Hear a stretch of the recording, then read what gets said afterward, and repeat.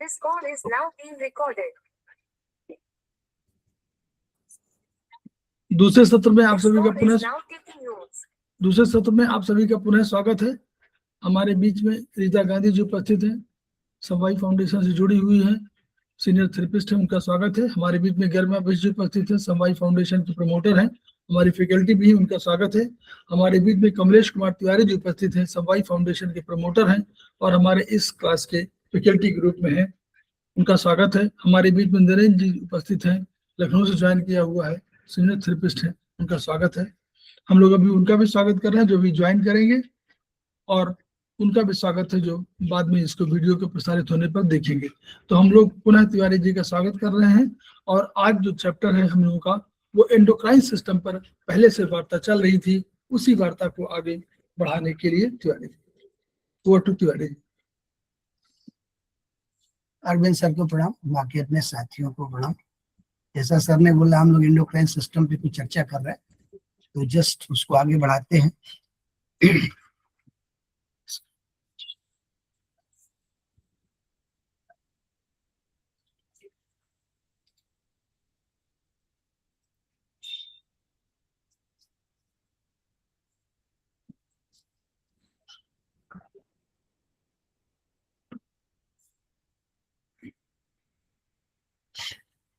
Screen visual है ना sir?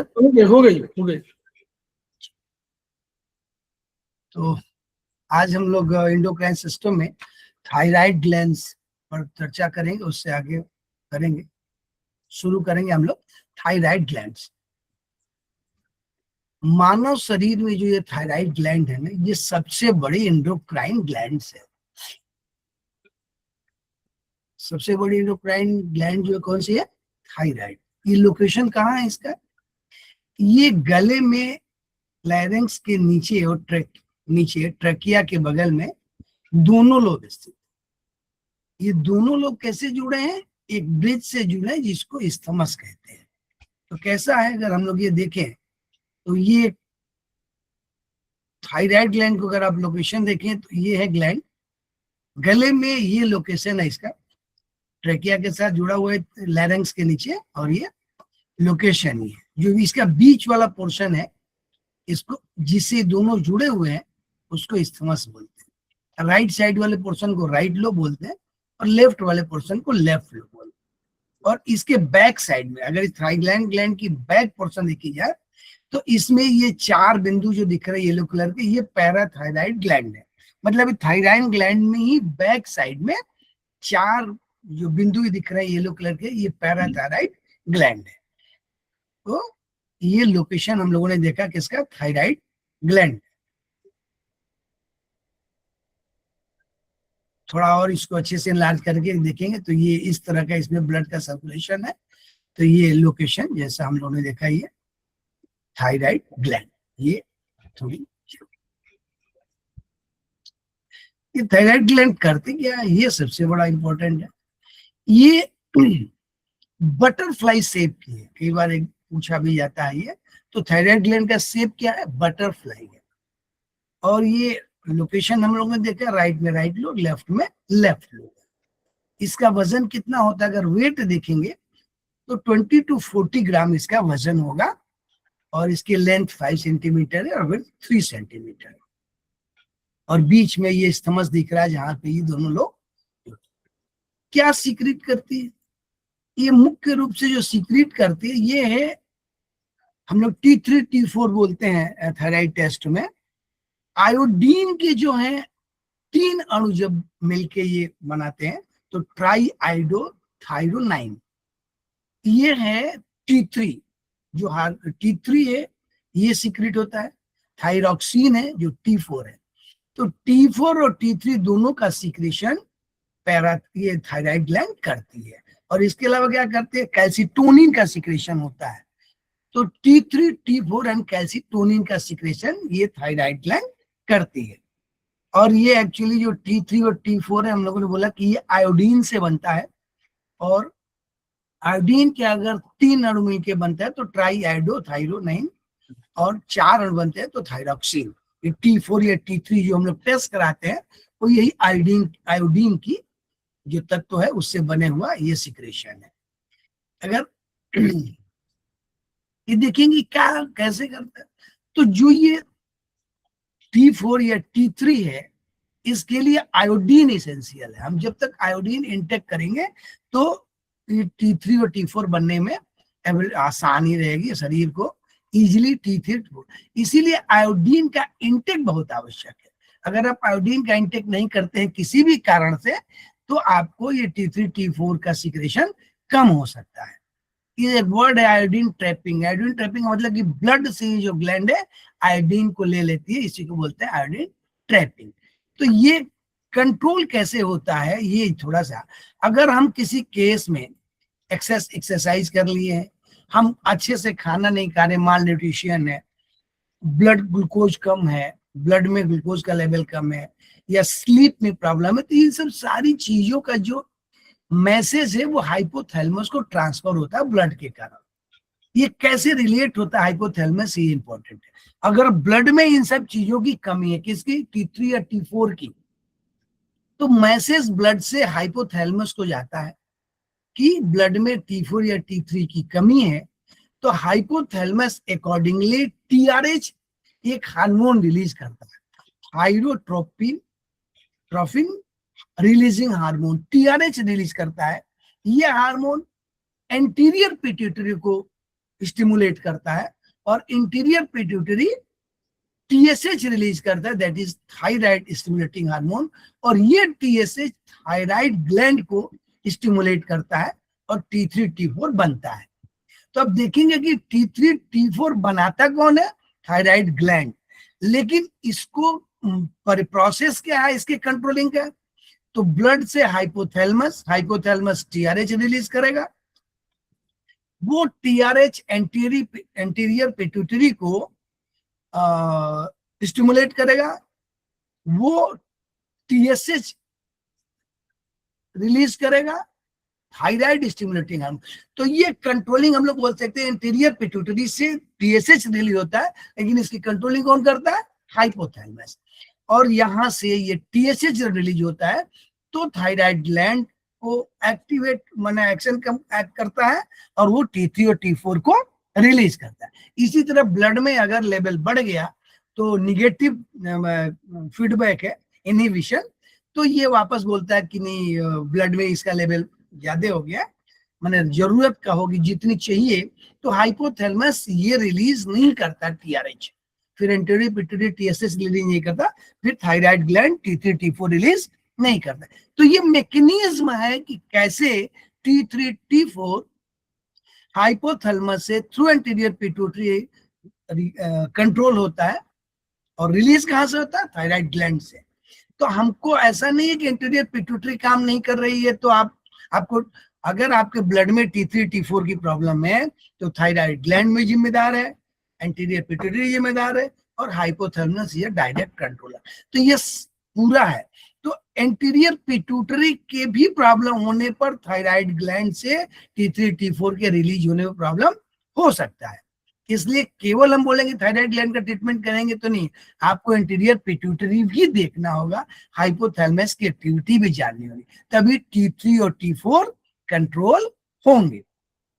ये करता क्या है T3 T4, ये फंक्शन करते हैं जो बेसल मेटाबॉलिक रेट है, माने शरीर में जो एनर्जी चाहिए सेल्स को, उस मेटाबॉलिक एक्टिविटी को इंक्रीज करता है, और मेटाबॉलिज्म कार्बोहाइड्रेट्स प्रोटीन और फैट्स के मेटाबॉलिज्म को कंट्रोल करता है।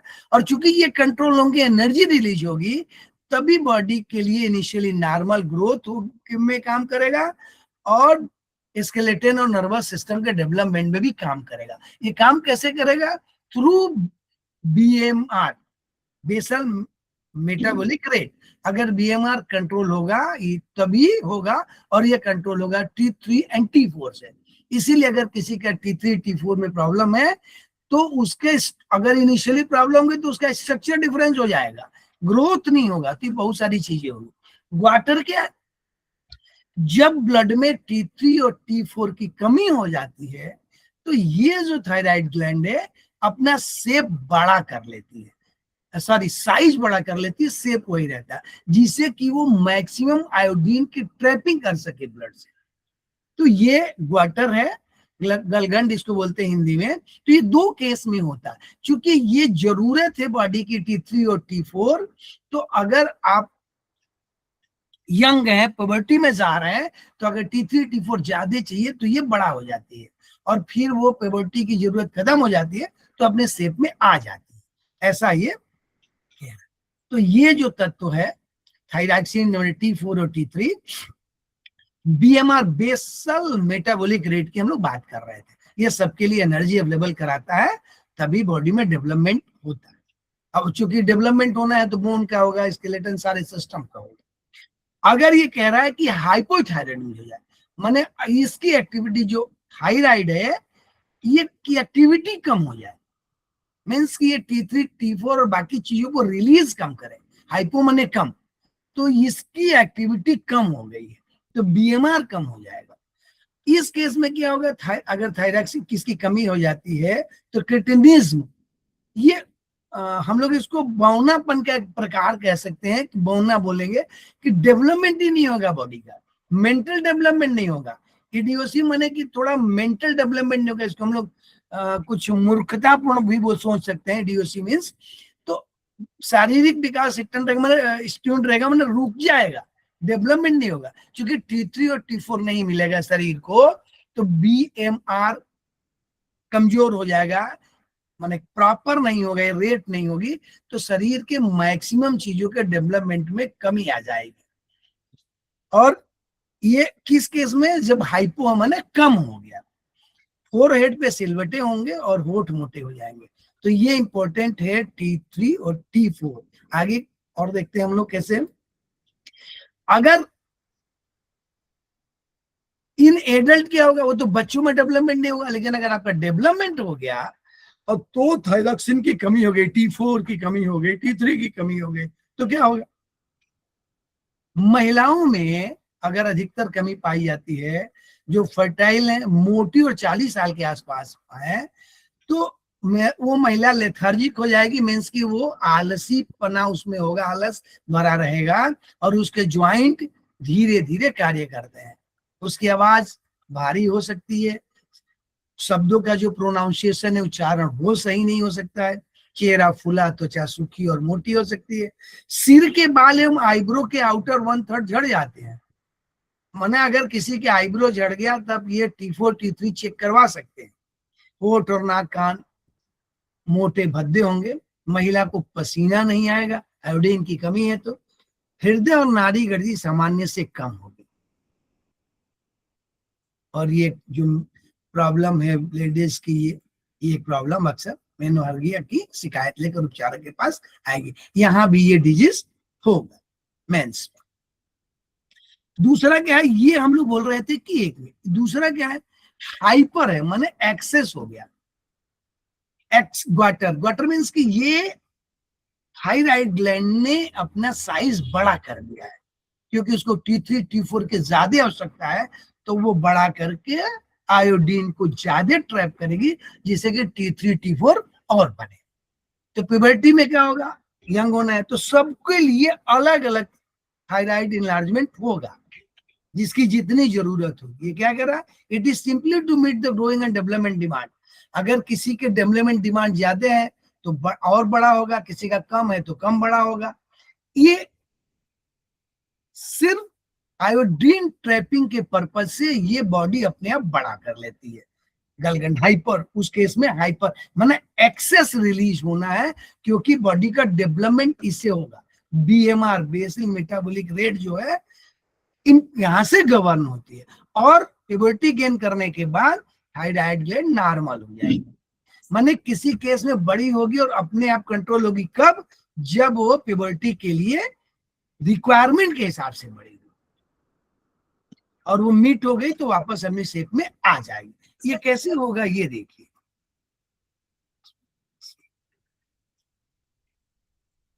आप देख सकते हैं ये केस है, अगर हेल्दी थायराइड है तो इस शेप का है, और ग्वाटर है मैंने इसने अपना साइज बड़ा कर लिया, तो यहाँ गर्दन पे दिखेगा नेक पे सामने ये बड़ा हुआ फूला हुआ दिखेगा, ये ग्वाटर है जिसकी हम लोग अभी चर्चा कर रहे हैं। हेल्दी होगा तो ऐसे होगा, उतना विजिबल नहीं होगा, लेकिन अगर ग्वाटर हो गया तो ये विजिबल होगा, शायद इसको घीघा भी बोलते हैं हम लोग ग्वाटर को।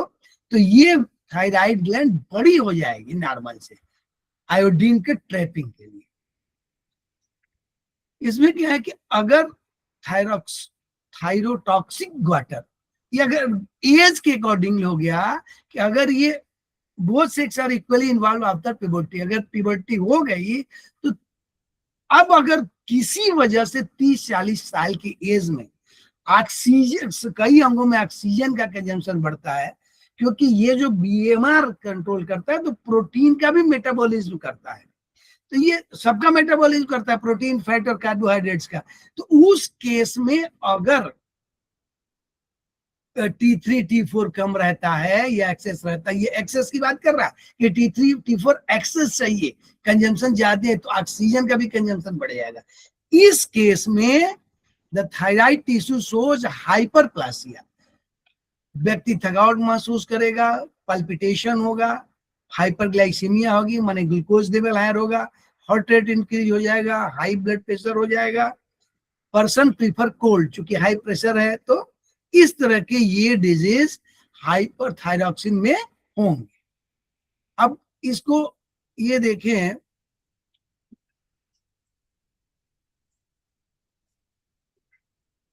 हम लोगों ने ये कहा कि ये हो जाएगा, इसके बाद ये क्या करता है, कैल्सिटोनिन रिलीज करता है। कैल्सिटोनिन रिलीज करने का मतलब ये है कि ये जो हार्मोन है ये रिलीज करता है थायराइड ग्लैंड। करने के लिए कि थायराइड ग्लैंड का काम कैल्सिटोनिन से, कैल्शियम से रिलेट करता है, तो ब्लड में कैल्शियम के लेवल को कंट्रोल करता है। कैल्सिटोनिन जो है हार्मोन है, ये क्या है, ब्लड में कैल्शियम के लेवल को, तो एक है कैल्सिटोनिन और दूसरा पैराथर्मोन, जो तीसरा है ये पैराथर्मोन। कैल्सिटोनिन, थायरोकैल्सिटोनिन और पैराथर्मोन, ये दोनों क्या करते हैं, ये जो थायराइड ग्लैंड है ये क्या करती है, इसमें जो गुण है, ये जो रिलीज करता है कैल्सिटोनिन, तो कैल्सिटोनिन ब्लड में अगर कैल्शियम का लेवल बढ़ जाता है तो ब्लड के कैल्शियम का लेवल ब्लड में कम करता है। कैसे करता है, इसका काम है कि ये ब्लड से कैल्शियम को बोन को ट्रांसफर करता है, ब्लड टू बोन, माने अवेलेबल कैल्शियम को बोन को भेज देता है, तो बोन में कैल्शियम डिपॉजिट हो जाता है। और दूसरा काम क्या करता है, जो रीनल ट्यूबल्स हैं किडनी के, इसमें कैल्शियम का रीएब्जॉर्प्शन कम कर देता है। कैल्सिटोनिन दो काम करता है, कैल्शियम माने ब्लड में कैल्शियम के लेवल हायर होने पे कम करता है। कैसे करता है, एक तरीका ये है कि वो कैल्शियम को बोन को भेज देता है और बोन में कैल्शियम डिपॉजिट होता है। दूसरा क्या करता है, रीनल ट्यूबल्स में कैल्शियम का जो रीएब्जॉर्प्शन होता है उसको कम कर देता है। तो ये दो, क्योंकि एक्सक्रीट हो जाती है कैल्शियम थ्रू यूरिन, तो ये कैल्सिटोनिन करता है। और जो पैराथायरोमोन है वो इसके ठीक उल्टा करता है। वो क्या करता है, ये जो पैराथायराइड ग्लैंड है, पीछे हम लोगों ने देखा था थायराइड ग्लैंड में ये 4 बिंदु के रूप में सा, ये क्या करती है, ये PTH पैराथायरोमोन, ये पैराथायराइड हार्मोन ये रिलीज करता है पैराथायराइड ग्लैंड, और ये क्या करता है, ये ब्लड में कैल्शियम का लेवल बढ़ाता है। कैल्सिटोनिन और पैराथायरोमोन ये दोनों कैल्शियम के लेवल को मेंटेन करते हैं। एक कैल्शियम के लेवल को ब्लड में बढ़ाता है और दूसरा कैल्शियम के लेवल को ब्लड में कम करता है। तो कैल्सिटोनिन ब्लड में कम करता है, पैराथायरोमोन पैराथायराइड ग्लैंड कैल्शियम के लेवल को मेंटेन करते हैं। कैसे करती है, एक तो ये पैराथायरोमोन जो PTH है, ये इंटेस्टाइन और रेनल ट्यूबल्स में कैल्शियम का एब्जॉर्प्शन बढ़ा देता है, मैंने कैल्शियम एब्जॉर्ब होने, जैसे वो बोला कि एब्जॉर्ब कम कर देता है, या ये एब्जॉर्ब बढ़ा देता है, एब्जॉर्प्शन बढ़ जाता है। दूसरा क्या करता है, ओसियोक्लास्ट सेल को स्टिमुलेट कर देता है, तो यहाँ ये बोन को डिस्ट्रॉय करता है। वहां क्या कर रहा था, वहां बोन में डिपॉजिट हो रहा था ब्लड से, और पीटीएच क्या करेगा, ब्लड बोन से ऑस्टियोक्लास्ट सेल के थ्रू बोन डिस्ट्रॉय होगा और ब्लड में कैल्शियम का लेवल बढ़ जाएगा। तो ये दोनों क्या करते हैं, ब्लड के लेवल को, कैल्शियम के लेवल को ब्लड में मेंटेन करते हैं पीटीएच और कैल्सिटोनिन। एक ब्लड में कैल्शियम लेवल बढ़ाता है और एक घटाता है। तो ये है थायराइड ग्लैंड के काम। थायराइड ग्लैंड ही आपके कैल्शियम के लेवल को ब्लड में मेंटेन रखती है।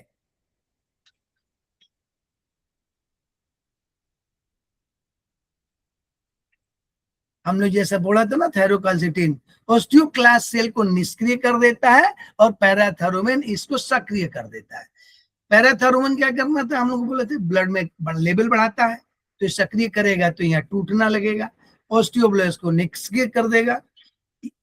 पैराथायरोमोन बोन से कैल्शियम निकाल के ब्लड में दे देगा और थायरोकाल्सिटोनिन ब्लड से कैल्शियम को डिपॉजिट कर देगा। तो ये मुख्य कार्य है दोनों का। जो ब्लड में कैल्शियम का लेवल गौरव कहाँ से होगा, थायराइड ग्लैंड से। अगर हमको अपने ब्लड में टेस्ट में कभी कैल्शियम प्लस माइनस होता है तो इनटेक तो करना ही है, जो नहीं करना है या करना है, लेकिन आप थायराइड ग्लैंड या पैराथायराइड ग्लैंड पर ट्रीटमेंट कर सकते हैं। माने पैराथायराइड और थायराइड ग्लैंड ब्लड में कैल्शियम का लेवल मेंटेन करता है। अब क्या है, कैल्शियम के लेवल की बात कर रहे हैं। हाइपोकैल्सीमिया, कम है ब्लड में कैल्शियम के लेवल, टेस्ट करने तो कैसे कम है, अगर आप भोजन में कैल्शियम ना ले रहे हो, स्मॉल इंटेस्टाइन में कैल्शियम एब्जॉर्ब ना हो रहा, एक तो है कि आप ले ही नहीं रहे, दूसरा आप ले रहे हैं लेकिन एब्जॉर्ब नहीं हो रहा है, वो एक्सक्रीट हो जा रहा है, या पैराथायरोमोन ये जो पीटीएच है ये कम बना रहा हो। माने अगर ग्लैंड, पैराथायरोमोन कौन बनाती है, पैराथायराइड ग्लैंड, तो अगर पैराथायराइड ग्लैंड ने हार्मोन सीक्रेट नहीं किया, अगर आपके पैराथायराइड ग्लैंड में प्रॉब्लम हुई तो आपके शरीर में आप खाएं या एब्जॉर्ब करें, कैल्शियम का लेवल मेंटेन नहीं हो सकता है। आगे क्या, अस्थियों में मौजूद टोटल कैल्शियम का 5% गतिशील है। ब्लड कैल्शियम लेवल घटने से टेटनी रोग उत्पन्न होता है जिसमें निम्न। अब अगर ब्लड में कैल्शियम का लेवल कम हो गया, अगर ब्लड में ही कम हो गया तो में भी बोन में भी कम हो जाएगा, हाथ पैर की उंगलियां हट जाती हैं, आवाज मुश्किल से निकलता है, nausea, vomiting, diarrhoea, intestinal colic, ये बाल गिरने लग सकते हैं, नाखून कमजोर होगा कैल्शियम के कारण, और स्किन भी हार्डर होगी। तो अगर आप में ब्लड में कैल्शियम का लेवल है तो ये कार्पोपेडल स्पैम्स, लैरेंजियल स्पैम्स, ये चीजें हो। हाइपर अगर कैल्शियम का लेवल ज्यादा हो गया, क्योंकि लेवल कोई भी ज्यादा नहीं होना चाहिए, सब डिफाइन है, तो ज्यादा होने का क्या है, स्मॉल इंटेस्टाइन से कैल्शियम का शोषण इतना अधिक, क्योंकि एक लेवल होगा जितना हो, तो ये कह रहा है कि स्मॉल इंटेस्टाइन से इतना एब्जॉर्ब नहीं होगा कि कैल्शियम लेवल बढ़ जाए। तो बढ़ने का और क्या दो कारण है, पैराथायरोमोन और थायरोकैल्सिटोनिन, ये दोनों, जो ये पैराथायरोमोन कैसे करता है, वो बोन को तोड़ता है, तो अगर ये बहुत सक्रिय हो गया तो बोन में से कैल्शियम निकाल के ब्लड में भर देगा, और थायरोकैल्सिटोनिन जो डिपॉजिट करता है ये नहीं है। तो ये अगर हाइपर या हाइपो हुए पीटीएच और थायरोकैल्सिटोनिन T3 ये तो थायरोक्सिन, तो ये क्या होंगे, आप में हाइपर कैल्सीमिया हो सकता है। अगर ब्लड कैल्शियम लेवल 12 mg% से अधिक 8 से 10 होता है तो आपको प्रॉब्लम हो सकता है। 8 से 10 mg% मतलब कि 100 में 8.2, ये कंपैरिजन का परसेंटेज का मतलब ये है। अगर उतना है तो आपको डिफरेंट डिजीज होंगे, loss of appetite, nausea, vomiting, constipation, tired, worried, memory weak, more water intake, more urine output water. तो अगर ये ब्लड कैल्शियम का लेवल ज्यादा हो, इसीलिए कैल्शियम की गोली भी ज्यादा नहीं लेनी चाहिए। अगर आपका ब्लड में कैल्शियम लेवल मेंटेन है तो आप जानबूझ के कैल्शियम की गोली न लें, क्योंकि ये मेमोरी भी वीक करता है, हार्ट में भी डिपॉजिट होता है, हार्ट को भी प्रॉब्लम करता है hyper calcium. Muscles become atonic weak reflexes, cornea, conjunctiva इन में, इसमें आंखों में कैल्शियम डिपॉजिट होने लगता है, demineralisation of bone, multiple bone cyst, increase urinary calcium excretion, renal calculus, deposition of calcium in heart muscles. अगर आप ज्यादा कैल्शियम लेते हैं तो कार्डियक अरेस्ट के लिए भी तैयार रहिए। माने आप ये, हम लोग ये पढ़ने से यहाँ पता चलता है कि कार्डियक, अगर आपके पास कैल्शियम लेवल ज्यादा है तो आपकी आंखों में भी प्रॉब्लम हो सकती है, बोन में तो जो होगी होगी ही, रीनल प्रॉब्लम होगी क्योंकि वहां से कैल्शियम एक्सक्रीट होना, रीनल कैलकुलस ये एक डिजीज है, इंक्रीज यूरिनरी कैल्शियम एक्सक्रीशन ज्यादा होगा तो, और हार्ट में भी प्रॉब्लम होगी, कार्डियक अरेस्ट तक आप जा सकते हैं। इसलिए कैल्शियम की गोली ज्यादा ले ये ठीक नहीं है अगर ब्लड का लेवल सही है। माने ज्यादा कैल्शियम होना भी खराब है, कम तो दिक्कत है, कम होने पे आपका बोन डिस्ट्रॉय कर देगा वो और आपकी बोन कमजोर कर देगा। तो कैल्शियम का लेवल मेंटेन करना बहुत है। Due to disorder of metabolism of phosphate and calcium related to vitamin D deficiency. अब विटामिन डी कैल्शियम एब्जॉर्ब होने के लिए भी जिम्मेदार है। तो अगर ये क्या है, मेटाबॉलिज्म है किसका, फास्फेट और कैल्शियम का रिलेटेड टू विटामिन डी, तो क्या होगा, आपको रिकेट हो जाएगा, epiphysis, swollen wrist, ankle, rickety rosary of costochondral junction, skull deformity, bowing of the tibia and fibula, पैर की जो हड्डियां हैं, फ्लैटन ऑफ पेल्विस, पेल्विस भी फ्लैटन हो सकता है। तो जो ये रिकेट है,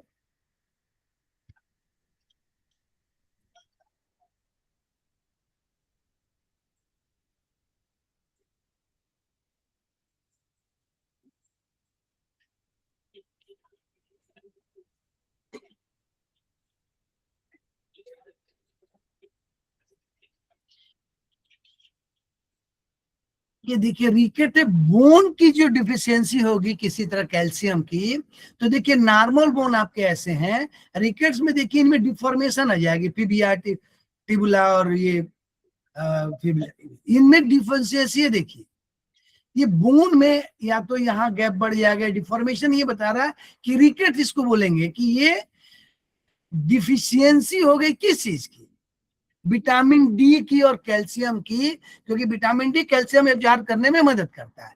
तो ये देखिए ये रिकेट्स है, माने पैर्स के बोन में और जगह जगह डिफॉर्मेशन आएगा, कब, जब विटामिन डी और कैल्शियम फास्फेट का मेटाबॉलिज्म नहीं हो रहा। ये क्या कह रहा है कि मेटाबॉलिज्म डिसऑर्डर है, जो खाने के मेटाबॉलिज्म हम लोग बोलते हैं कैटाबॉलिक और एनाबॉलिक, इसमें अगर फास्फेट और कैल्शियम की प्रॉब्लम हुई तो, अगर आप कैल्शियम ठीक से या तो नहीं ले रहे हैं या पच नहीं रहा, मेटाबॉलिज्म नहीं हो रहा, इनकी विटामिन डी की डिफिशियंसी हो रही है, तो ये रिकेट डिजीज होगा, जिसमें आपके जो बोन्स हैं ये क्या होंगे, डिफॉर्म हो जाएंगे, टिबिया, फिबुला, फ्लैटिंग, मतलब ये डिफॉर्मेशन होगी जो हमने पिक्चर देखी, इसको रिकेट बोलते हैं। एक और है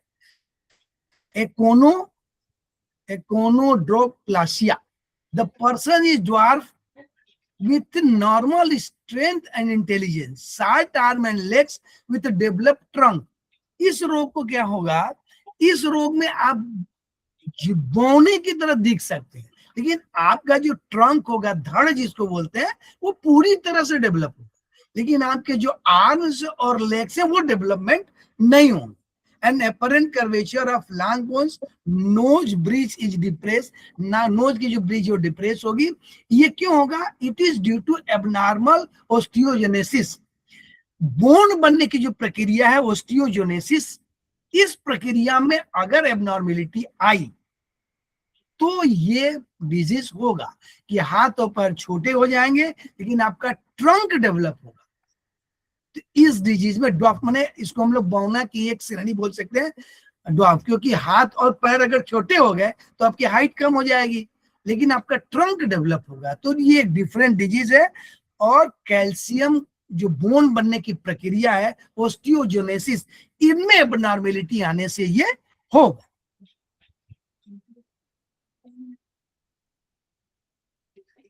ये जेनेटिक डिजीज भी हो सकती है, जेनेटिक, जो हड्डियों के विकास को प्रभावित करती है ना।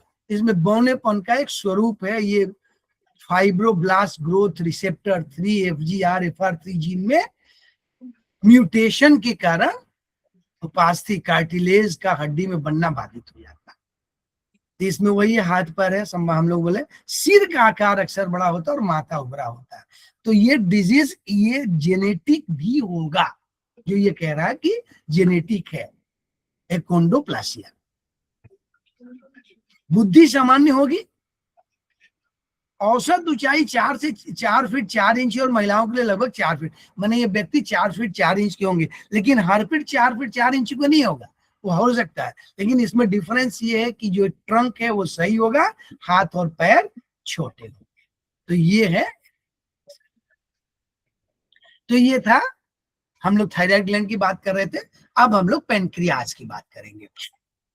ये क्या है? पेनक्रियाज हम लोगों ने देखा है ये कि लोकेशन क्या है पेनक्रियाज का। तो ये देखिए, ये पेनक्रियाज का लोकेशन है, बॉडी में हम लोग पहले पढ़ चुके हैं, लेकिन इसमें देख लें, ये पेनक्रियाज है जो स्मॉल इंटेस्टाइन के ड्यूटीनम से लूप में है और लीवर के नीचे, और यहाँ से इससे सारे गॉल ब्लैडर से इसमें आता आता। और ये दो तरह की है, हेट्रोक्राइन है और एक्सोक्राइन है। मतलब ये हार्मोन भी रिलीज करती है और पेनक्रियाटिक जूस भी रिलीज करती है। ये जो पेनक्रियाज है, पेनक्रियाटिक जूस और हार्मोन दोनों ही रिलीज करती है।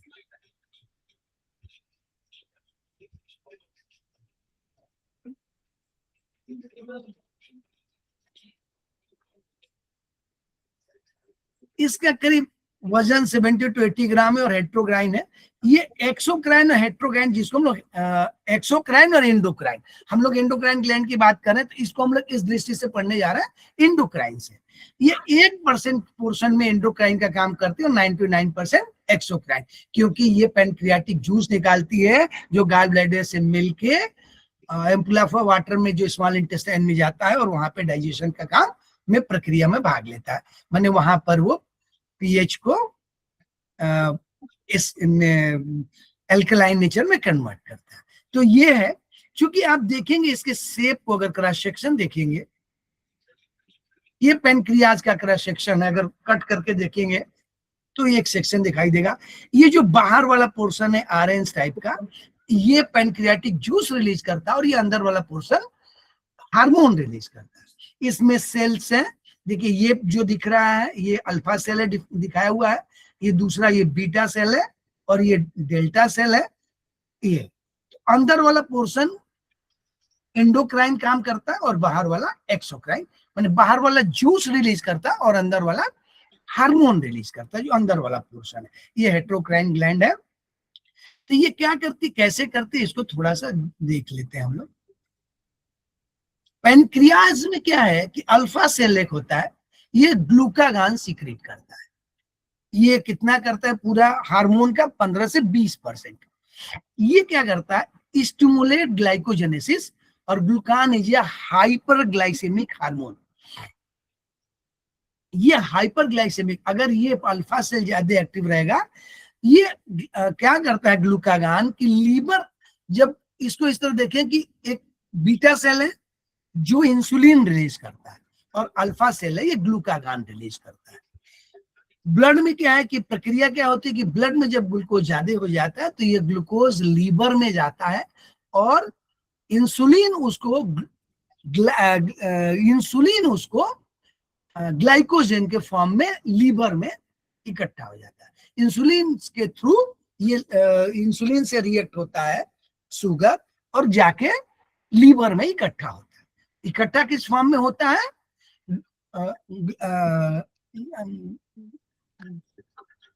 ये देखिए ये होता है ग्लूकागान के फॉर्म में। ग्लूकागान के फॉर्म में ग्लूकागान रिलीज होता है, सॉरी, पैनक्रियाज अल्फा से ग्लूकागान निकालता है और लीवर में ग्लाइकोजन के फॉर्म में इकट्ठा होता है। इंसुलिन से रिएक्ट करता है शुगर, ग्लाइकोजन के फॉर्म में लीवर में इकट्ठा होता है। और ये किससे, बीटा सेल से, जो पेनक्रियाज रिलीज करती है। अल्फा सेल क्या करता है, अल्फा सेल ग्लाइकोजेन को शुगर में कन्वर्ट करता है। कैसे? ग्लूकागान से। अल्फा सेल ग्लूकागान रिलीज करता है और लीवर में जो ग्लाइकोजेन रहता है उसको ये ग्लूकोज में कन्वर्ट करता है। लीवर में अवेलेबल ग्लाइकोजेन को ग्लूकोज में कन्वर्ट होना है तो क्या चाहिए? ग्लूकागान चाहिए, जो अल्फा सेल सिक्रीट करती है। ये उल्टा सोचेंगे कि अगर पैनक्रियाज बीटा सेल अगर इंसुलिन देती है तो वो ग्लूकोज को ग्लाइकोजन में कन्वर्ट करता है। इसलिए लीवर में जो ग्लूकोज होता है वो इकट्ठा रहता है। जैसे हम किसी दिन खाना नहीं खाए, ग्लूकोज इंटेक नहीं किए, तो ये ग्लूकागान ग्लाइकोजेन को जो लीवर में अवेलेबल है ग्लूकोज में कन्वर्ट कर देता है।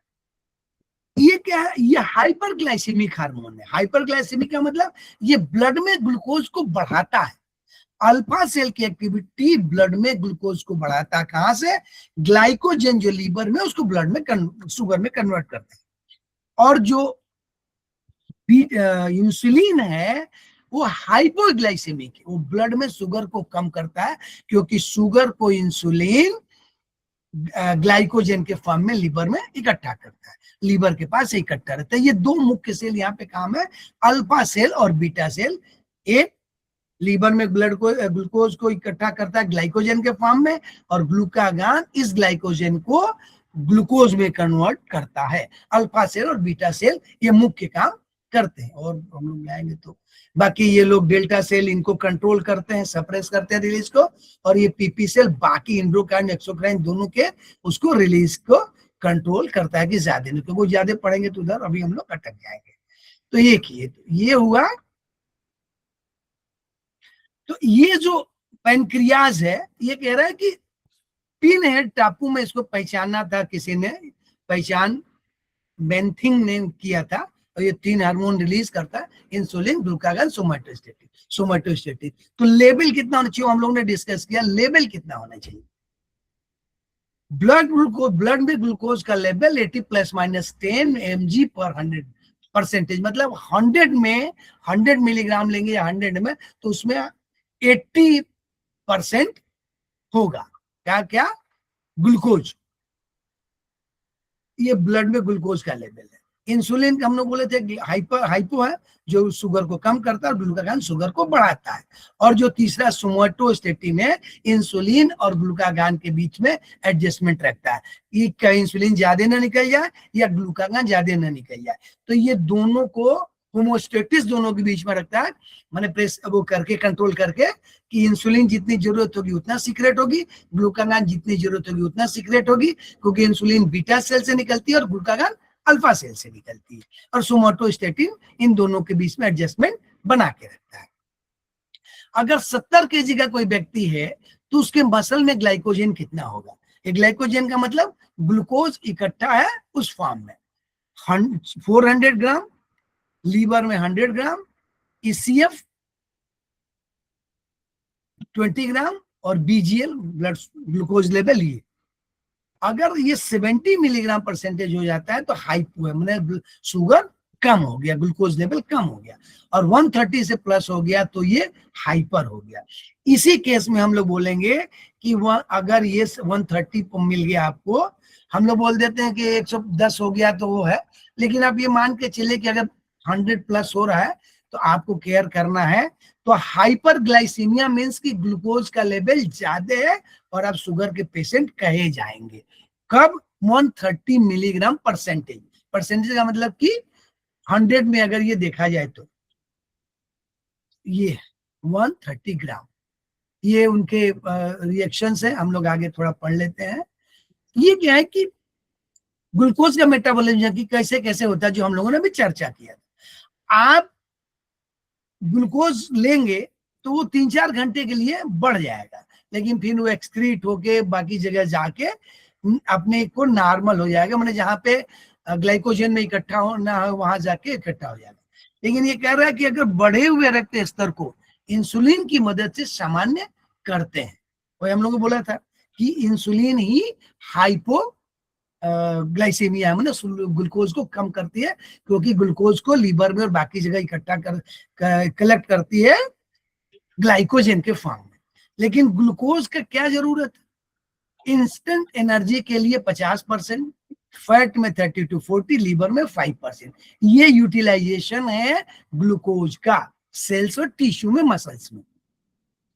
अगर 70 kg का कोई व्यक्ति है तो उसका रक्त में ग्लूकोज 80 मिलीग्राम, माने 400 ग्राम पूरे शरीर में 70 kg में। अगर कोई 70 kg का व्यक्ति है तो उसके ब्लड में 400 ग्राम ग्लूकोज हो सकता है। ग्राम लिखा है, ये मिलीग्राम है ग्राम है, ये देखना ग्राम ही लिखा है।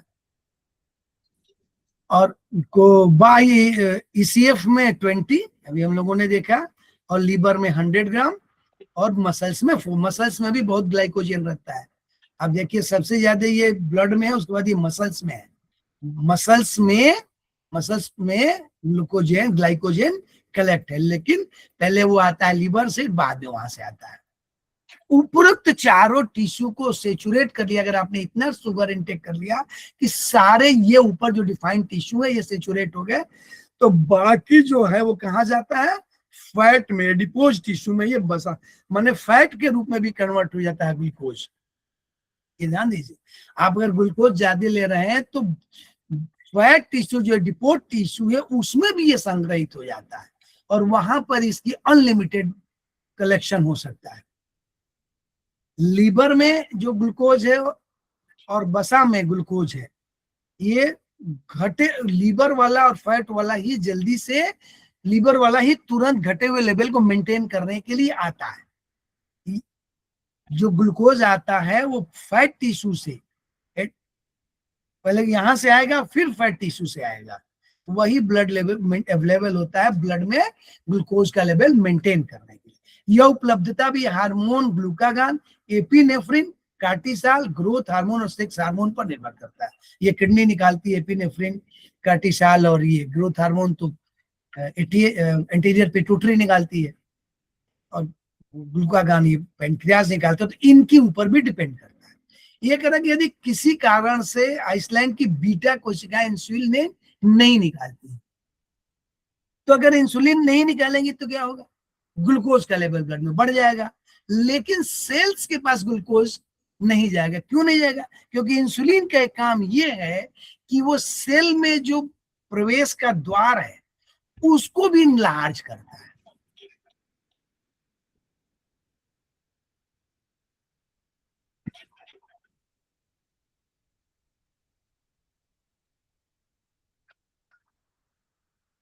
ये देखिए, ये सेल है, सेल के ऊपर ग्लूकोज जाने का एक रास्ता होता है, और सेल के ऊपर इंसुलिन रिसेप्टर है। तो ये अगर इंसुलिन नहीं आया तो ये इंसुलिन रिसेप्टर ग्लूकोज जिस रास्ते से सेल में जाएगा वो गेट को ओपन नहीं करेगा, तो ग्लूकोज इंटर नहीं करेगा। इसीलिए इंसुलिन रिसेप्टर को इंसुलिन मिलेगा तब वो मैसेज के थ्रू ग्लूकोज के एंट्री गेट को खोलेगा। अगर किसी कारण से इंसुलिन नहीं आया तो ये गेट ओपन ही नहीं होगा। नीचे आप देखिए टाइप 2 में जो दिख रहा है वो, अगर इंसुलिन नहीं आया तो ये गेट नहीं खुलेगा और ग्लूकोज प्रवेश नहीं करेगा। कई केस हो सकता है, ये कैसे हो सकता है कि इंसुलिन प्रॉपर हो तो इंसुलिन रिसेप्टर लेगा कि इंसुलिन है, ग्लूकोज इंटर करेगा जितनी जरूरत होगी, बाकी तो लिवर को जाएगा, वो अलग एक्टिविटी है। जो सेल को ग्लूकोज जाना है उस एक्टिविटी की हम लोग बात कर रहे हैं।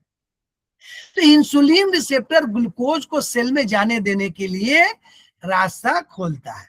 तो ये इंपॉर्टेंट है, अगर इंसुलिन नहीं है तो रास्ता जाने ही नहीं देगा। और एक केस है कि इंसुलिन कम है तो कुछ सेल को इंसुलिन रिसेप्टर उसको पहचान कर ग्लूकोज खोलेगा और कुछ को नहीं खुलेगा।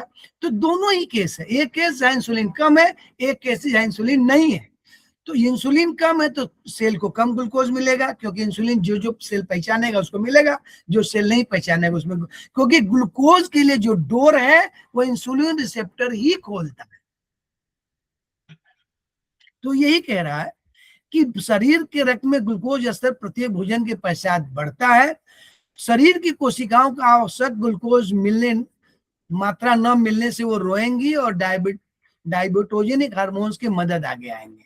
और वो क्या करेंगे, यकृत से और फैट से ग्लूकोज निकालकर रक्त में ग्लूकोज का लेवल बढ़ा देंगे और इस प्रकार रक्त में ग्लूकोज बढ़ जाएगा, हाइपरग्लाइसीमिया है। अब देखिए आपके पास ब्लड में ग्लूकोज का लेवल ज्यादा है, फिर भी सेल्स अगर ग्लूकोज नहीं ले रहा है क्योंकि इंसुलिन नहीं है, और ये मैसेज इस हार्मोन के थ्रू, डाइबोटोजेनिक हार्मोन्स मदद में आएंगे, माने ये ग्लूकोज का लेवल लीवर से और फैट से ब्लड में बढ़ाएंगे। इसलिए इंसुलिन बहुत जरूरी है। नहीं, इसीलिए इंसुलिन का इंटेक बाहर से क्यों किया जाता है, क्योंकि हमको रिसेप्टर बनना है, तभी ये सेल्स को यूटिलाइज होंगे। कब, जब आप नॉर्मल ग्लूकोज ले रहे हैं, आपके पास एक्सेस है तो और भी प्रॉब्लम हो सकती है। माने ये केस ये हो सकता है कि रिसेप्टर को इंसुलिन मैसेज नहीं दे पा रहा है अपनी अनुपस्थिति के कारण, और ग्लाइकोसूरिया हो जाएगी। अगर आपके ब्लड में ज्यादा ग्लूकोज है तो वो यूरिन से बाहर निकलेगा, उसको ग्लाइकोसूरिया बोलेंगे। जब बसा कोशिकाओं में फ्री फैटी एसिड भूखी कोशिकाओं को उपलब्ध होगा तो उसे फ्यूल के रूप में उपयोग करते हैं रक्त के बॉडीज में कीटोन बॉडीज की मात्रा। अब ध्यान से देखिएगा, जब ये थोड़ा डिफरेंट है, इसको समझ लीजिए। जब फैट का मेटाबॉलिज्म होगा एज ए ग्लूकोज, तो ये कीटोन बढ़ेगा बॉडी में। हम लोग यूज करते हैं ग्लूकोज को, फिर कार्बोहाइड्रेट्स को यूज करते हैं, फिर प्रोटीन को, और फिर फैट को। फैट सबसे बाद में यूज होता है। इसीलिए कोई अगर बहुत लंबे दिन से भूखा है, व्रत है, 15-20 दिन से कुछ इंटेक नहीं कर रहा है, तब उसका जो फैट है वो पिघलेगा, वो ग्लूकोज में कन्वर्ट होगा, और जब वो ग्लूकोज में कन्वर्ट होगा तो आपके ब्लड में कीटोन मिलेंगे जिनसे ये डिजीज होगी, कीटोनेमिया और कीटोन्यूरिया। माने इसलिए लंबा व्रत रहने जो लोग रहते हैं कि अनशन पे बहुत लंबे समय से हैं, तो वो कुछ इंटेक नहीं करेंगे, तो जो पहले ग्लूकोज है वो यूज हो जाएगा, माने कार्बोहाइड्रेट, फिर प्रोटीन यूज हो जाएगा, प्रोटीन, और प्रोटीन यूज होने के बाद जो फैट यूज होगा तो उसकी बॉडी यूरिन में जगह जगह कीटोन बढ़े मिलेंगे। ये बहुत दिक्कत है। इसलिए बहुत लंबा आमरण अनशन वाला व्यक्ति पतला दुबला बाद में होना शुरू होता है, क्योंकि उसका फैट ग्लूकोज के रूप में कन्वर्ट होता है। जब FFA फ्री फैटी एसिड की आपूर्ति समाप्त हो जाएगी, तब ये कह रहा है प्रोटीन फ्यूल के रूप में यूज होगा। और प्रोटीन यूज भी गड़बड़ है, क्योंकि ये तो इंसुलिन वो नाइट्रोजन बहुत बनाएगा। तो इस केस में क्या कह रहा है कि अस्थि पेशियों में अतः पेशी गलन, फास्टिंग एंड डिस्ट्रोफी होगी। उपरोक्त सभी घटनाएं डायबिटिक मेलाइटिस में मिलता है, जब व्यक्ति का इलाज इंसुलिन या हाइपोग्लाइसेमिक ओरल टेबलेट ना मिल रहा हो। अगर आपको नहीं मिल रहा है तो ये डिजीज आपको, और इस डायबिटिक मेलाइटिस को 3P डिजीज बोला जाता है, पॉलीडिप्सिया, पॉलीफेजिया, पॉलीयूरिया। जो डायबिटिक मेलाइटिस के पेशेंट हो जाते हैं उनको प्यास ज्यादा लगती है, उनको खाना ज्यादा चाहिए, और चूंकि प्यास ज्यादा लगती है तो यूरिन भी ज्यादा होगा। 3P disease.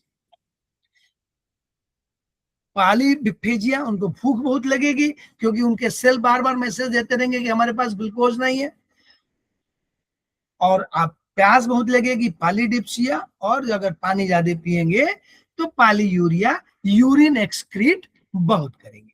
तो ये हो गया। इसमें क्या है, अगर बीटा सेल क्यों नहीं होगा, या तो हेरिडिटी है, या ऑटो इम्यून डिजीज है, मेंटल स्ट्रेस है, और भी केमिकल है, या कोई संक्रमण है, तो ये बीटा सेल इंसुलिन नहीं निकालेंगे, तो आपको डायबिटीज कहा जाएगा। इनकी दो चीजें हैं, primary due to unknown reason. पहला क्या है, इंसुलिन पे depend, IDDM, insulin dependent diabetic mellitus, मतलब वो व्यक्ति इंसुलिन पे ही निर्भर है। और दूसरा non insulin, type 2 non insulin dependent diabetic mellitus, माने कि टाइप 1 टाइप 2 इसको हम लोग बोलेंगे, कोई इंसुलिन पे डिपेंडेंट है और कोई इंसुलिन पे डिपेंडेंट नहीं है। ये प्राइमरी रीजन है। द्वितीय क्या है, सेकेंडरी में पैनक्रियाज का डिसऑर्डर है, पैनक्रियाज इन्फ्लेमेशन हो गया, स्टोन हो गया, इंक्रीज डायबेटोजेनिक हार्मोन्स ये इंक्रीज हो गए, या corticosteroids, thyroxine growth hormone epinephrine, non epinephrine, progesterone, specially in pregnancy, testosterone in some of the liver disease, liver cirrhosis. माने ये भी एक अलग से रीजन से अलग अलग जिसके कारण आपको डायबिटिक मेलाइटिस हो सकता है। पेनक्रियाज काम ना कर रहा हो तो इंसुलिन होगा। एक तो आनुवांशिकी है कि आप पैदा हुए हैं और आपको इंसुलिन बन ही नहीं रहा। दूसरा, आपके ये जो डिजीज है, ये तरह तरह के डिजीज जो हो रहे हैं, इन सब के कारण भी आपको डायबिटिक मेलाइटिस हो सकता है। पर टाइम कम है, फास्ट कर देते हैं हम लोग। ड्यू टू एक्सेस इंसुलिन, अगर इंसुलिन ज्यादा हो गया तो क्या होगा?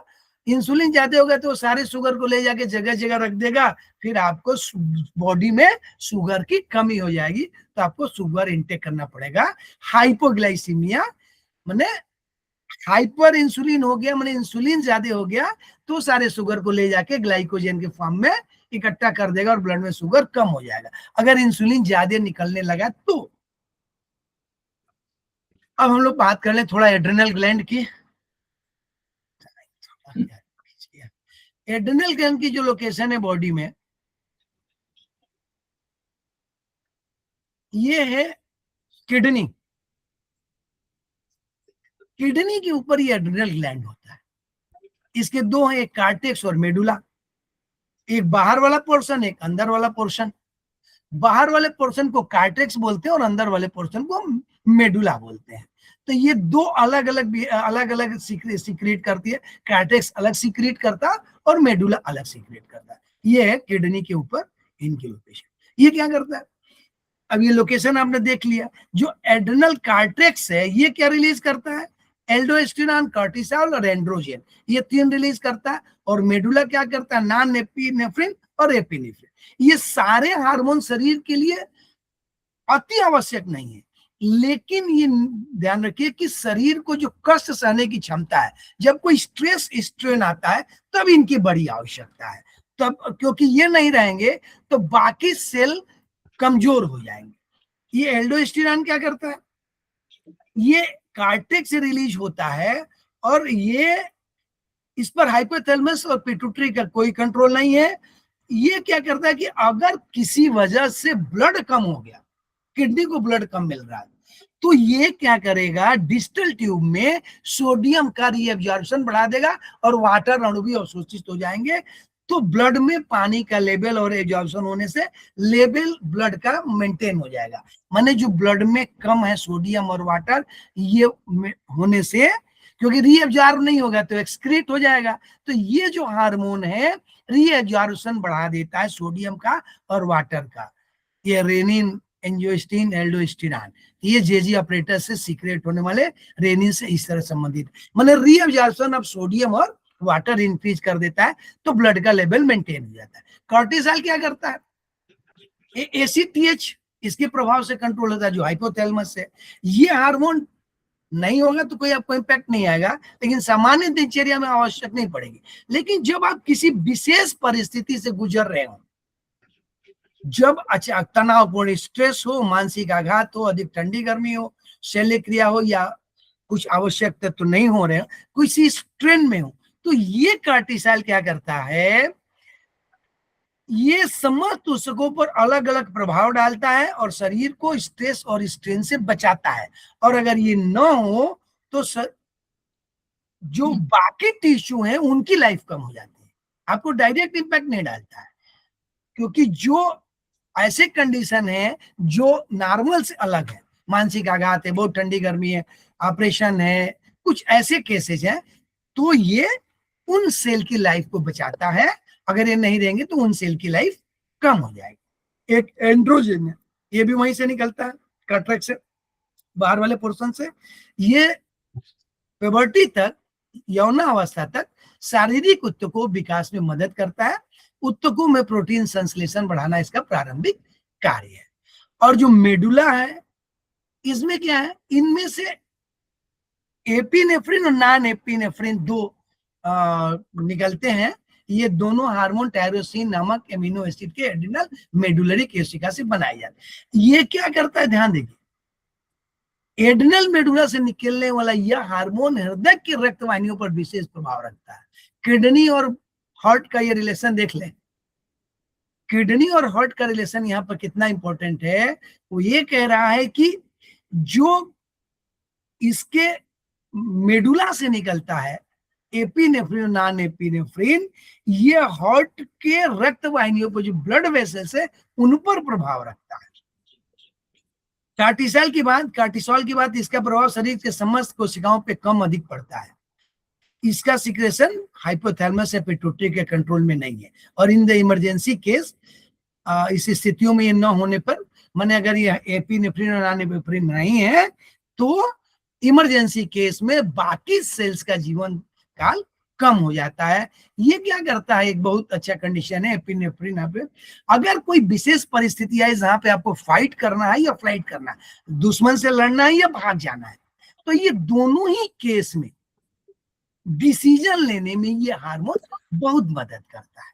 अगर ये हार्मोन नहीं है तो आप डिसाइड नहीं कर पाएंगे कि फाइट करना है कि फ्लाइट करना है।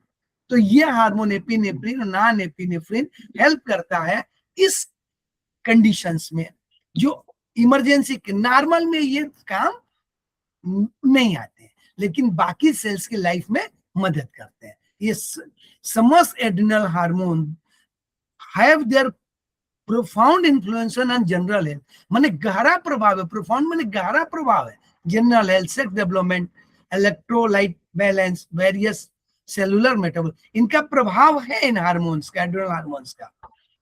माने ऐसा नहीं कि ये नहीं होंगे तो ये बहुत, देखिए सेलुलर मेटाबॉलिज्म, ये हार्मोन्स जो हैं जो मेडुला एड्रिनल ग्लैंड से निकलते हैं, ये सारे अंगों पे कुछ ना कुछ प्रभाव डालते हैं बराबर की तरह। इनकी एक विशेष स्थिति क्या है, शॉक। अगर शॉक का वो कंडीशन है जब हमारे परिधीय पेरिफेरल में ब्लड का सर्कुलेशन 40% से कम हो जाए और सेल्स को ऑक्सीजन और भोजन न मिल रहा हो, तो ऐसे में cortisol, aldosterone, non epinephrine, epinephrine शरीर में होमोस्टेटिस ले आते हैं। माने शॉक की स्थिति में ये काम बहुत करते हैं, इसलिए इनकी आवश्यकता ऐसे नहीं पता चलेगी लेकिन किसी विशेष परिस्थिति में ये बहुत हेल्प करते हैं। अगर कार्टिसोल एक्सेस हो गया, कसिंग सिंड्रोम, ये अगर अकेले नहीं होगा, एंड्रोजन भी इसके साथ बढ़ेगा, तो एक कसिंग सिंड्रोम, इसमें क्या होगा कि जो पेशेंट होगा उसका शरीर प्रौढ़ महिलाओं में ज्यादा देखने को मिलता है, चंद्रमा की तरफ फूलकर गोलमटोल हो जाता है। एब्डोमेन क्या होगा, फूल के नीचे लटक जाएगा, गर्दन फूलकर कंधों में विलीन हो जाती है। कुछ ऐसे फीमेल्स को भी और को भी देख सकते हैं आप जिसकी गर्दन दिखाई नहीं देती।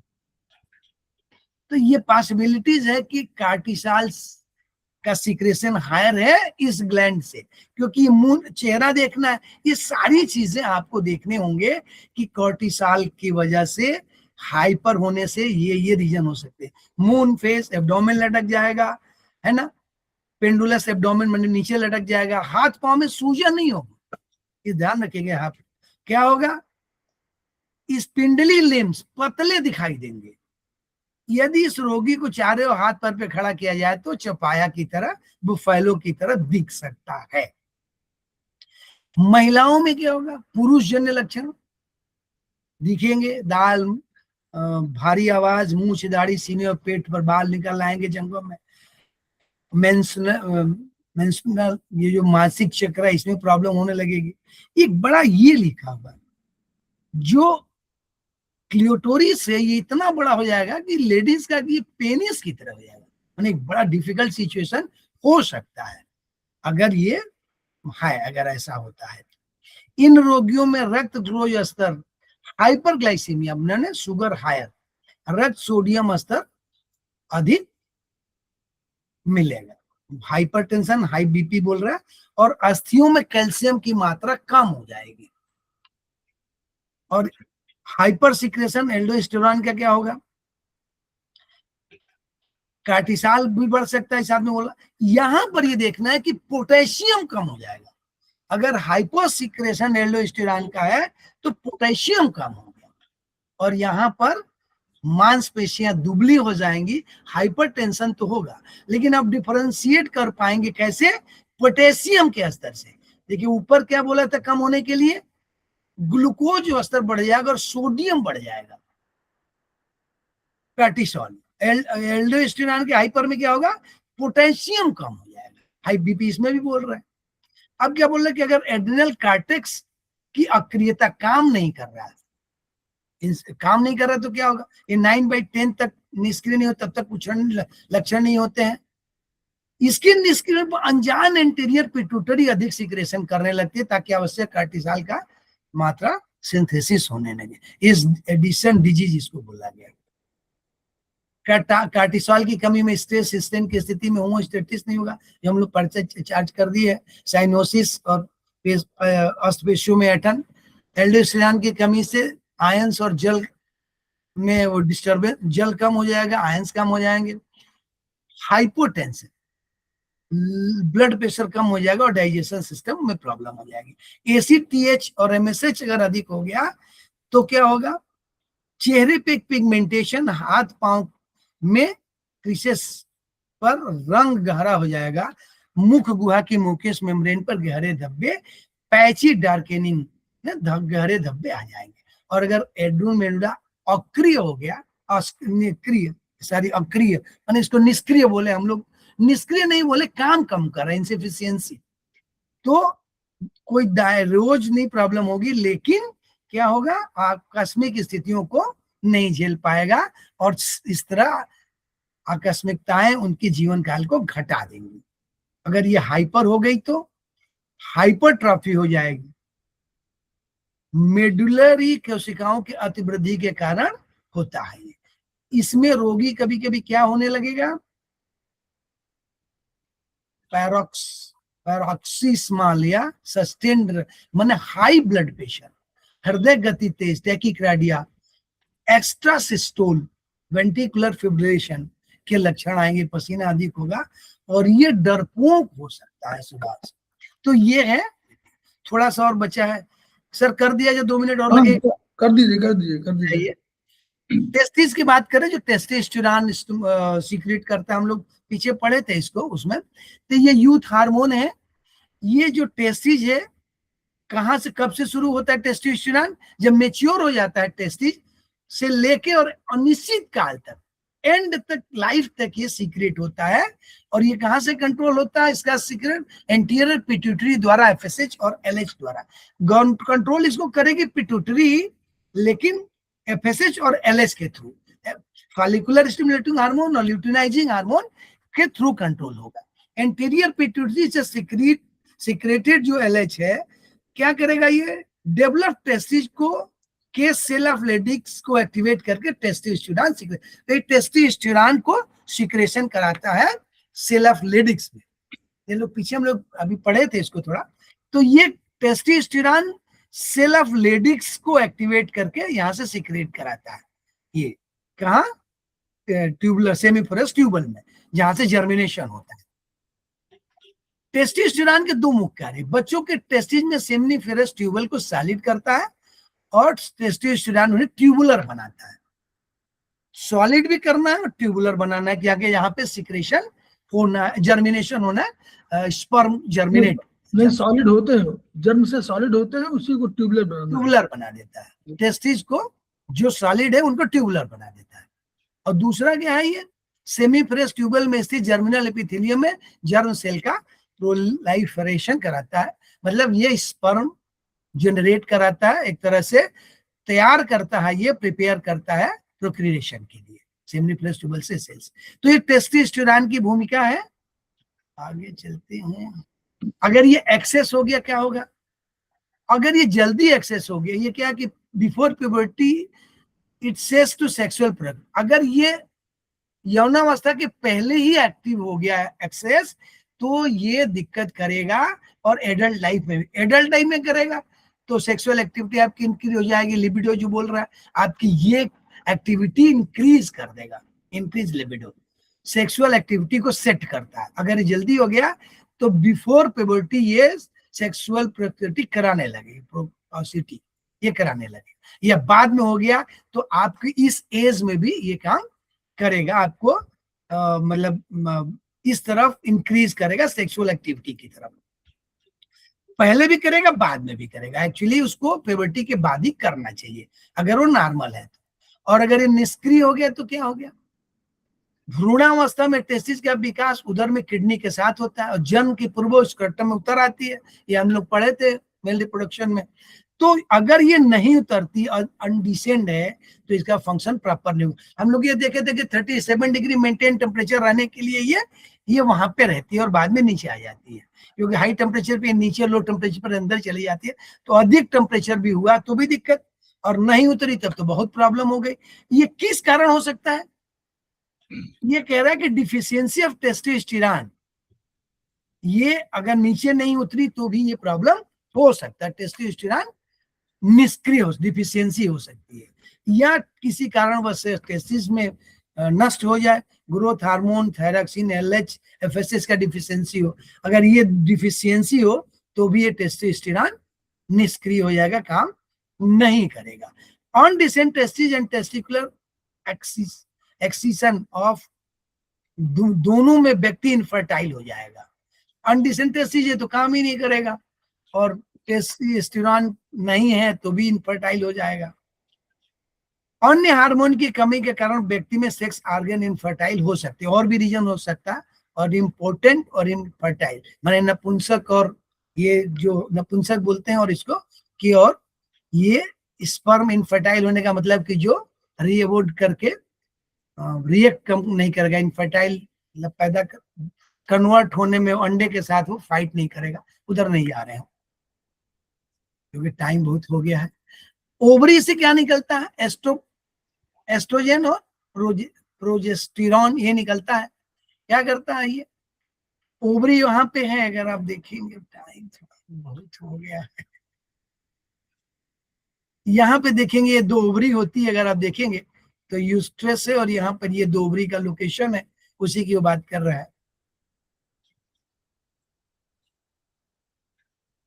ये यहाँ पर 2 ओवरी है। अच्छा, ये तो हम लोग देख ही लिए हैं। ये है ओवरी। अब देखेंगे तो ये ओवरी है, फॉलोपियन ट्यूब से जुड़ी रहती है, और ये यूट्रस है। तो ये ओवरी है, यहां से ये जनरेट होते हैं। तो ये कह रहा है कि ये 2 पेल्विक कैविटी में हमने लोकेशन देख लिया, ये कहाँ पे है? ओवल शेप में है दोनों ओर। पुरुषों की तुलना में पुरुषों में 1, महिलाओं में ये सेक्स हार्मोन 2 है। एक तो प्रोक्रिएशन में भाग लेता है, और दूसरा 9 महीने गर्भस्थ भ्रूण को पोषक तत्व की आपूर्ति कराता है। पोषक तत्व क्योंकि करना है। At puberty under the influence of GH and thyroxine, ovary परिपक्व हो जाती है। एफएसएच और एलएच के प्रभाव में ओवेरियन फॉलिकल का विकास होता है, और ओवेरियन फॉलिकुलर के आउटर सेल लेयर से एस्ट्रोजन का सीक्रेशन होता है। यही लड़की को युवती में बदलता है, और शरीर में उपलब्ध वसा को पुनः रीडिस्ट्रीब्यूट करके उनके चेहरे, बाह, कमर, जांग और नितंब को सुडौलता प्रदान करता है। माने ये बॉडी को शेप भी देता है, रीडिस्ट्रीब्यूट करता है फैट को, सभी जननांगों को परिपक्वता प्रदान करता है, और स्तनों को दुग्ध लायक बनाता है। तो ये है। और इसमें क्या है कि ओवेरियन फॉलिकुलर से ओवा निकल जाने के पश्चात फॉलिकुलर सेल कार्पस ल्यूटियम में परिवर्तित होकर प्रोजेस्टेरॉन भी सीक्रेट करते हैं। ये क्या करता है? युवती के जननांगों से संबंधित सभी ग्रंथियों को सीक्रेशन करने लायक बनाता है। यूट्रस को फर्टिलाइज्ड ओवा माने वो जाइगोट जो इम्प्लांट होता है में के इम्प्लांट होने के लायक बनाता है। इसका कार्य प्रेगनेंसी के दौरान भी कंटिन्यू रहता है। इनके डिफिशियंसी से क्या होगा? इन फीमेल हार्मोन की यौनावस्था में के समय कमी होने पर लड़की में युवती के लक्षण माने सेकेंडरी सेक्स कैरेक्टरिस्टिक नहीं आएंगे, और वो प्रोक्रिएशन नहीं कर पाएगी, इनफर्टाइल नहीं होगी। और यौनावस्था आ जाने के पश्चात इन हार्मोन की डिफिशियंसी के कारण मासिक चक्र आपका डिस्टर्ब हो जाएगा, और कहीं आप प्रेग्नेंट हो गए तो भी एबॉर्शन, गर्भपात हो सकता है।